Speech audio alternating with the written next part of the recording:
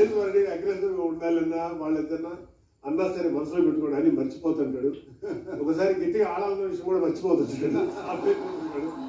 నాకు తెలిసి బర్నీకి ఇది కరెక్ట్. డోంట్ బీ గంజీ మ్యాన్. సార్ నెక్స్ట్ ఇంకొకటి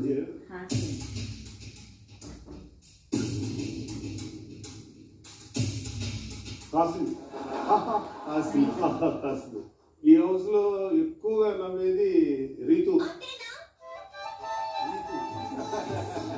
కాకపోతే హాసిని అంటే యాక్చువల్గా అంటే ఆ నవ్వు కానీ నాకు మాయాబజార్లో ఎస్ఆర్ గారు ఉన్నారు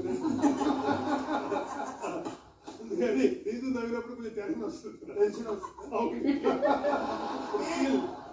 స్టిల్ షీ హ్యాపీగా నవ్వుతుంటది కాబట్టి appreciate you Ritu. Okay, nominations లో ఉన్న వాళ్ళందరి నుంచి